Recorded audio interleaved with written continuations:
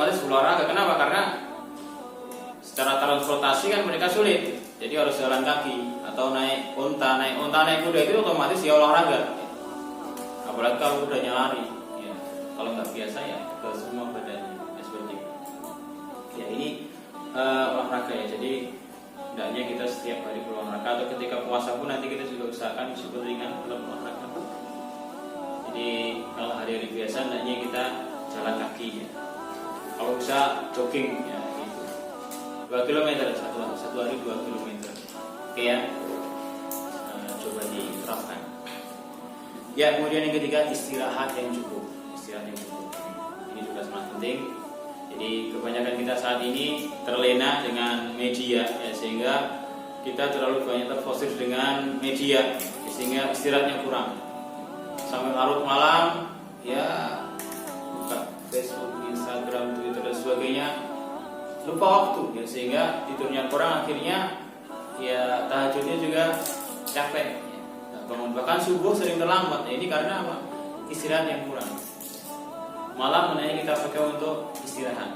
Wa ja'alna al-laila libasa wa ja'alna an-nahara ma'asha. Malam ini untuk istirahat. Ya kalau yang bekerja ya nggak apa-apa, tapi kalau bekerja betul-betul bekerja, jangan terlena dengan hal-hal yang kurang bermanfaat. Akhirnya waktunya sampai habis total. Ya. Bahkan nggak bisa tidur di malam hari karena banyak settingan dan sebagainya. Ini kita hindari. Oke ya. Insyaallah untuk fisik, yang mudah-mudahan kita sudah siap untuk menghadapi bulan Ramadan ini. Jadi sudah ruqyah, kemudian fisik. Ya, kemudian yang terakhir insyaallah kita persiapan ilmu ya, persiapan ilmu. Ya, ini meskipun kita taruh di bawah ya, tetapi ini sesuatu yang sangat penting. Ya, kenapa kita akhirkan ya? Karena sebenarnya kita ini mesti urut dulu. Pertama kita mesti punya ruqyah yang mantap, kemudian yang kedua kita punya fisik yang oke juga. Ya, baru ilmu. Bahkan kalau dalam muasofat karakteristik dai ini qawiyul jismi, kekuatan fisik ini ditaruh di paling atas ya. Jadi seorang dai, seorang kader dakwah ini dia harus punya kekuatan fisik yang prima di awal gitu. Kenapa? Karena fisik ini modal utama. Orang misalnya sangat canggih, sangat pandai dan sebagainya, ketika fisiknya lemah ya dia kan manfaatnya juga kurang gitu ya. Ibadah pun perlu fisik yang kuat juga. Orang berpuasa perlu fisik yang kuat. Orang qiyamul lail perlu fisik yang kuat juga. Ya seperti itu. Makanya ini kita silakan ya. Tapi ilmu ini kita taruh di bawah, bukan berarti pentingnya nomor bawah ya, tapi semuanya ini pentingnya sama. Ilmu sangat penting. Kenapa? Karena seseorang yang beribadah ini harus punya ilmu, harus pakai ilmu. Kenapa? Ibadah itu tidak akan diterima kalau tidak memenuhi 2 syarat. Yang pertama benar. Nah, ya benar ini berarti kita harus punya ilmu bagaimana kita beribadah secara benar, kan gitu. Ibadahnya harus benar, tidak boleh salah. Benar seperti apa? Ya benar seperti apa yang diajarkan oleh Rasulullah SAW, baik dalam Al-Quran maupun dalam As-Sunnah. Caranya benar. Kemudian yang kedua, ibadah kita akan diterima oleh Allah Subhanahu Wa Taala ketika kita melaksanakan dengan ikhlas. Ikhlas lillahi ta'ala. Dalam surat Al-Bayyinah dikatakan, wa ma umiru illa liya'budullaha mukhlishina lahud-din. Yang artinya, dan tidaklah mereka itu diperintahkan kecuali untuk beribadah kepada Allah Subhanahu Wa Taala mukhlishina lahud-din. Ikhlas lillahi ta'ala dengan petunjuk agamanya. Di sini ikhlas ini adalah unsur yang sangat penting di dalam suatu ibadah. Maka setiap ibadah itu pasti rukunnya. Unsur yang penting yang pertama adalah niat. Niatnya apa? Niatnya adalah lillahi ta'ala, ikhlas lillahi ta'ala. ibadah apapun, apakah itu puasa, sholat, membaca Al-Quran, sekalipun meskipun ini ya ibadah-ibadah yang mungkin ringan. Di awal harus ada niat. Ya, rukun yang pertama harus ada niat lillahi ta'ala, niat untuk Allah Subhanahu wa taala.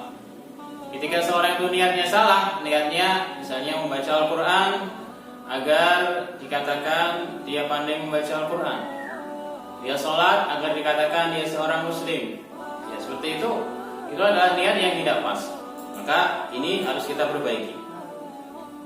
Jadi tadi ya, jadi agar ibadah kita itu diterima oleh Allah Subhanahu wa taala harus dengan ilmu yang pertama adalah ilmu ikhlas, yang kedua adalah ilmu bagaimana agar ibadah kita itu benar. Jadi ikhlas, ya ikhlas. Kita beribadah kepada Allah Subhanahu wa taala hanya mengharap pahala Allah Subhanahu wa taala. Kita beribadah kepada Allah Subhanahu wa taala hanya ingin mendapatkan keridhaan dari Allah Subhanahu wa taala. Ya, yang lain-lain itu nomor dua. Jadi memang ada ibadah itu yang ini laisa alaikum junahun an tabda'u fadlan min rabbikum. Jadi ibadah haji itu boleh diselingi dengan niat kedua, yaitu ketika orang itu berangkat haji maka di sana sambil berjualan, sambil mencari penghasilan, boleh, ya boleh. Tapi niat yang utama mesti harus untuk Allah Subhanahu wa taala. Jangan sampai kebalik ya, jadi berangkat ke sana emang niatnya untuk cari uang, tapi hajinya itu nomor dua. Ini jadinya tidak pas. Ya apalagi kalau dalam ibadah puasa ini. Ya maka ikhlas ini mesti kita bangun. Jadi tidak harus orang itu di awal itu ikhlasnya 100%, tapi dia harus punya keikhlasan dulu meskipun seberapa persen. Nanti setelahnya kita bangun sedikit demi sedikit, lama-lama insya Allah mudah-mudahan sampai akhir hayat kita semua amal yang kita lakukan ini menjadi ikhlas lillahi ta'ala, sehingga ketika kita wafat insya Allah wafat dalam kondisi husnul khatimah, artinya amal kita ikhlas diterima oleh Allah Subhanahu wa taala. Ya seperti itu. Ya jadi ikhlas. Ya, amal-amal yang diterima Allah yang pertama adalah ikhlas, yang kedua adalah benar sesuai dengan petunjuk Allah dan Rasulnya di dalam Al-Quran dan As-Sunnah. Jadi kalau kita kaitkan dengan puasa, maka ketika kita hendak berpuasa maka kita harus tahu yang pertama makna puasa itu apa. Jadi puasa itu seperti apa. Kalau perlu kita belajar lagi supaya tidak ikut-ikutan. Ya dulu orang tua saya puasa, tetangga-tetangga saya puasa, ya saya ikut puasa ya seperti itu. Tapi ini kita tingkatkan lagi. Jadi ilmu ini sebenarnya semakin lama kalau kita semakin belajar akan semakin bagus, semakin akan menyempurnakan ibadah kita. Jadi kemungkinan juga kan seorang itu lupa ilmunya, ya gitu. Jadi karena manusia itu kan otaknya terbatas dan memori itu kan juga bisa hilang. Sehingga kita perlu memperbaiki lagi memori-memori yang sudah ada dan juga menambah ya, supaya ilmu-ilmu yang sudah ada ini bisa lebih baik. Ya seperti itu. Ya kaitan puasa, apa itu puasa? Ya, puasa itu seperti apa? Ya kemudian nanti siapa-siapa yang wajib berpuasa, ya siapa saja. Ya, jangan sampai kita nggak tahu sebenarnya yang wajib puasa itu siapa. Kemudian siapa yang tidak boleh berpuasa, ini harus tahu. Kemudian apa saja rukun-rukunnya? Ya, rukunnya sebenarnya kalau rukun ini adalah sesuatu yang harus ada dalam setiap ibadah. Kalau puasa, ya rukunnya ada dua. Yang pertama niat tadi sudah kita bahas di awal, niat ikhlas lillahi ta'ala. Kita berniat berpuasa karena perintah Allah Subhanahu wa taala. Kemudian yang kedua adalah mencegah makan dan minum dan hal-hal yang membatalkan puasa semenjak terbit fajar sampai tenggelamnya matahari. Nah, seperti ini sesuatu yang perlu kita ketahui dan kita pelajari lagi. Jadi sebenarnya terbit fajar itu seperti apa? Ya, kalau mungkin kita ya orang awam, ya, termasuk saya juga tidak begitu paham bagaimana terbit fajar. Ya kita, yang penting kita nengok kalender dulu jam sekian, ya, jam sekian berarti ini sudah harus imsak, harus tidak makan dan tidak minum dan seterusnya. Maghrib, tenggelam matahari itu tandanya apa?